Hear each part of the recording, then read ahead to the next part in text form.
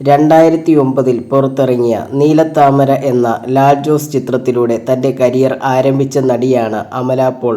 തൊട്ടടുത്ത വർഷം പുറത്തിറങ്ങിയ തമിഴ് ചിത്രമായ മൈനയിലെ അഭിനയത്തിന് അമലയ്ക്ക് മികച്ച നടിക്കുള്ള തമിഴ്നാട് സംസ്ഥാന ചലച്ചിത്ര അവാർഡ് ലഭിച്ചിരുന്നു. പിന്നീട് മലയാളത്തിനു പുറമെ വിവിധ ഭാഷകളിൽ മികച്ച കഥാപാത്രങ്ങൾ ചെയ്യാൻ നടിക്ക് സാധിച്ചു. 2011 വിക്രം നായകനായി എത്തിയ ദൈവത്തിരുമകൾ എന്ന സിനിമയിലും അമല അഭിനയിച്ചിരുന്നു.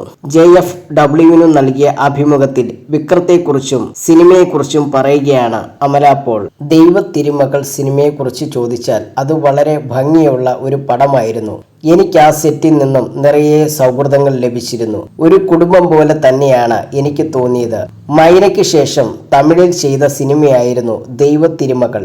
വിക്രം സാറാണ് ആ ചിത്രത്തിൽ നായകനായി എത്തിയത്. ഞാൻ ചെറുപ്പം മുതൽക്കേ കണ്ടു വളർന്ന നടനാണ് അദ്ദേഹം. അന്യൻ സിനിമയൊക്കെ കണ്ട് ഞാൻ അത്രയും വലിയ ഫാനായിരുന്നു. വളരെ ഫണ്ണി ആയിട്ടുള്ള നടനാണ് വിക്രം സാർ. അന്ന് ഞാൻ ആദ്യമായിട്ടായിരുന്നു ഒരു സൂപ്പർ സ്റ്റാറിന്റെ കൂടെ വർക്ക് ചെയ്യുന്നത്. ഫാൻ ഗേളായി തന്നെ ആ സിനിമ എനിക്ക് ചെയ്യാൻ സാധിച്ചു. ഞാൻ അദ്ദേഹത്തിൽ നിന്നും ഒരുപാട് കാര്യങ്ങൾ അന്ന് പഠിച്ചിരുന്നു. ഒരു സ്റ്റാർ ആയതിനു ശേഷം എങ്ങനെയായിരിക്കണം നമ്മൾ ജീവിക്കേണ്ടത് എന്ന് ഞാൻ വിക്രം സാറിൽ നിന്നാണ് പഠിക്കുന്നത്. എല്ലാവരെയും എങ്ങനെ കംഫർട്ട് ആക്കുന്നുവെന്നും ഞാൻ അദ്ദേഹത്തിൽ നിന്നുമാണ് മനസ്സിലാക്കുന്നത്. അമല പോൾ പറയുന്നു.